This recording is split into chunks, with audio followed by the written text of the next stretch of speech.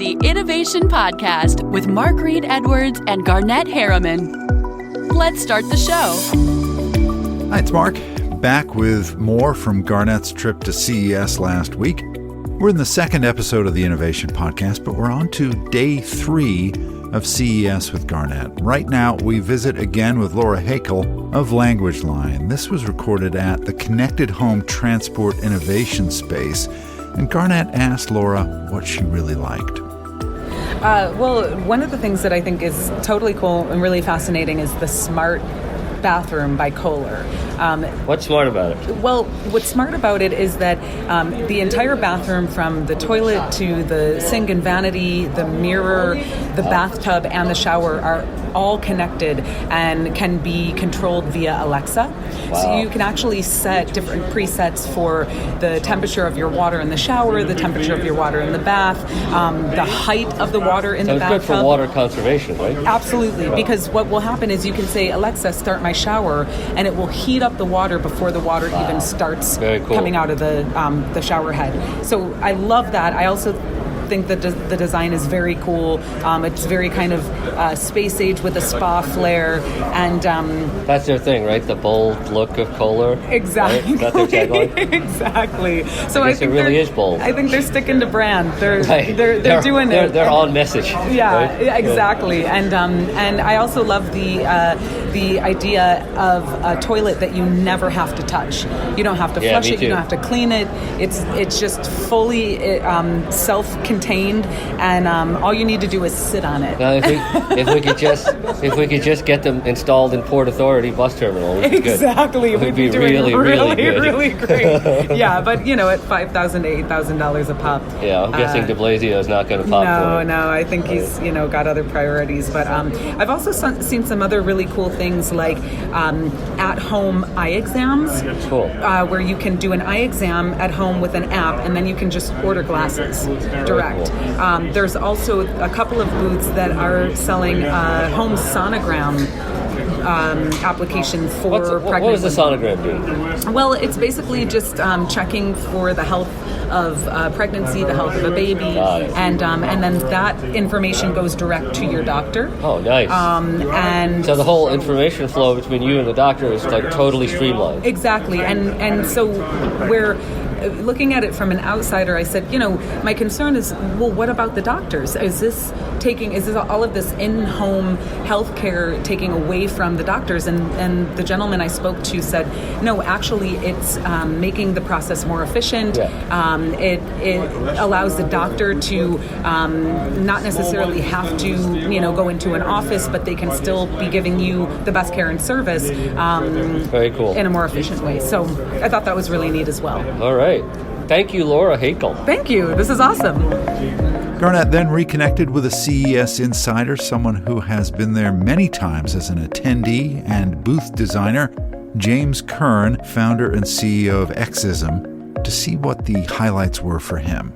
So actually, one of the things we were just looking at, which is sort of non-electrified tech, but tech innovation, was for an ergonomic type seating for the office. And basically, it kind of combines a Swiss ball with like a relax the back kind of chair for ergonomics. But basically, it's a stool on a Swiss ball, and you put your feet up on the base of the stool that rolls around, and you basically have to stabilize yourself with using your core and your back muscles. And I thought that's really good for those of us who sit in the office all day. How was it for you the first time? You and I tried it out. Yeah, it was pretty challenging. I was on one that had a pretty inflated bladder, so the bladder on the strength of the sphere on the bottom is adjustable based by how much air you have, and mine had quite a bit of air in it, so it was a pretty high sphere, and so that was pretty challenging and to hold in the middle. After about 2-3 minutes, it was a little bit exhausting, so you kind of have to learn how to use it. So that was pretty cool. Is it detachable, or is it used only one way? Oh yeah, that was the other thing. So the base itself, the stool itself could come off the base, and you could use it as a standing version as well. So you could stand on your feet on the balancing sphere, the semi-sphere on the bottom and use it as a standing desk. So that's pretty nice. Kind of 2-in-1 products. I've seen separate products for standing. Good price too, right? Yeah, and it was I think right around the $5.99 price point, or maybe $4.99. $4.99 with the discount. With the discount. So that's what like was two the name products of it? in You one. remember? Called Sit Tight. Sit Tight. Sit Tight, and it was like exercise while Very you're cool. sitting. It was pretty good. So that was fun. Giving shout out to some of the stuff that's down in Indiegogo's booth. There's a bike called Mate.bike. It's literally mate.bike, and it's a foldable electric bike that has big off-road tires, and it's actually the most successful campaign in terms of fundraising. How much on money did they Indiegogo raise? ever. They're right at the $20 million mark. Oh my God! Crowdfunding on the Indiegogo platform. So that's incredible. Phenomenal. That's And like it's a cool a major outlier from the other fundraising efforts, right? I mean, yeah, exactly. I mean, from what I've learned in the Indiegogo space, that as products are put on the platform, they range usually between maybe 150,000 to like maybe 1.5 million. It'd be the that's sweet what I spot know. of most of the products. But there's certainly the breakout stories. They hit 2, 3, 4 million, but very rarely do they get into that double digits of millions. That's incredible. So it's very, very impressive, and a really cool product. When you see the product, you're like, wow, I want that. It inspires a sense of desire that is clearly part of the Very success cool. of the funding.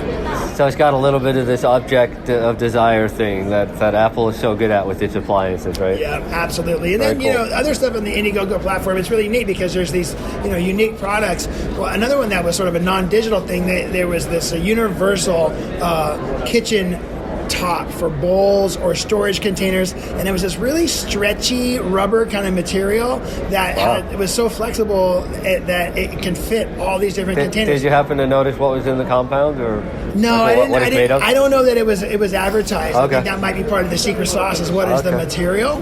But one of the smart little things that had a little dial, a little button on the top. Every lid has a little like dial on the top that's basically got Monday, Tuesday, Wednesday, Thursday, Friday, Saturday. So you set it to the day that you put it in there. So you don't need a marker, you don't need a label, you don't need to write on something. You just say, okay, this was in here on Tuesday, and you know how many days it's old because you just set the dial in. And again, simple technology that's super useful, and it doesn't have to have an app that you download to mess with it.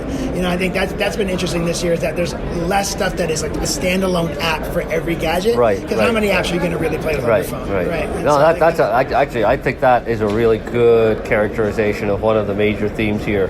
Non-digital technology that's still very innovative and very new. I'm very curious what you think about some of these brands that seem to be having like nostalgic relaunches. Do you remember seeing anything from Victrola? Do you remember seeing anything from Polaroid? Yeah. I didn't get to spend too much time in the main hall, but I did see yesterday RCA had their dog out. I forget the name of the dog, but the character from the RCA from the Victrola style. I think he's called Spot. Yeah, I'm not sure. It was like Spittin' or Spiffin or something like that. But yeah. Anyway, so they were featuring some stuff on that. Like you said, it's a little bit of that nostalgia product design and to call back to simpler times, earlier times, and bringing back that feeling. So that definitely is. And I think that correlates with like a zeitgeist thing, right? I mean, 2018 was the year of the big data backlash, right? The data tracking companies like Facebook that were previously darlings of the stock market and the world, really, all of a sudden are taking black eyes left and right from both consumers and from regulators. And I feel like there's not quite a backlash effect per se, but there's a zeitgeist that wants simpler, more honest, more transparent, possibly even more low-tech. Dare I say it, but more low-tech tech. Absolutely. I mean, the amount of time it takes for you to unbox, set up, connect, configure, learn, and all the stuff that you have to do, right? And then still, let's say you spend an hour and a half, 2 hours doing that. How much of the capability of the product are you really even using at that point? You're probably using 10 to 15% of it at best, right? So there's all this other stuff it can do, and unless you're going to spend another 2 or 3 hours learning and playing with it, you're not going to end up using those features. That happens to me. I burn out after an hour or two. Of course, you have to get back to real life. Yeah, and you do your own thing. So if it's simple to use and it's quick and easy to understand, right? And I think that's been something that we've seen a trend as well coming back. James Kern, CEO of Experientialism, now XISM. Thank you very much. Yeah, thank you. All right, bye-bye. James and Garnet strolled over to chat with Bart Jacobcz Rosier, the guy behind those scooters we mentioned earlier. He's CEO of Etergo, the Tesla of scooters. And this is our first product. It's called the App Scooters. It's a beautiful, beautiful design. Thanks, man. Yeah. We're based in Amsterdam. It has 3 batteries with a range of 250 miles. And then you can also just plug in here if you want. Is this the plug for connecting the batteries or is for the charger? It's for connecting batteries. The batteries. So the batteries always come out to charge. You can also plug in the plug here. I see. Charge them all at the same time. Okay, so you can just charge them just one time and have it. So if you have a garage, you can use the connector. You don't have to pull them out. Exactly. Just 6-meter cord that you can connect it where you want. Nice. And this is the largest storage space. That's in a the world. huge trunk. Yeah, that's So great. it fits 3 times as much as any other scooter out Yeah, there. my Vectrix has like this much, right? Like this. Yeah, That's exactly. So it will fit you like a large sports bag, 2 full-face helmets, Yeah, a 2 couple of grocery bags. Exactly. So Very nice. a couple of assault-help shotguns. Yeah, exactly. Whatever you need. Whatever you need. You can calculate if it's about 5 million on top. Yeah. Oh, there you go. Yeah. Perfect. South America. Yeah, you can get away with some bullions. And basically what we did is we built out Yes. also that number 1 worldwide is people using their smartphone while driving, which is very dangerous. Yes. So you put this in your glove compartment, you connect it with, so you can charge it, Bluetooth connection with this. Gives you the That is opportunity to stream Spotify. So awesome. Yeah, And your speaker is here. yeah. I think they just pressed a whole bunch of buttons because they kind of crashed They our kind demo. of crashed. Okay. So, Yeah, all they're good. pressing everything. It's all good. Can you reset it or no? I can reset it. Very cool. I need one of these. This is my next purchase, right? I can There see you this. go. There you go. Well, we need 2 because you have to be able to ride with a friend. That's a big thing about product design. If you can get it to the point where it creates desire to own, you're You're in a good spot. halfway. Yeah, you're halfway to selling. That really took us there, didn't it? It's always fun to go on location with these, and we plan to do a lot more of that over the next several months and years to come. Next time, Garnet and I will be talking about experiential marketing with a guy you heard a bit from today, James Kern of XISM, and Chris Clegg of Portma. So join us. Thanks for joining Garnet and Mark on the Innovation Podcast.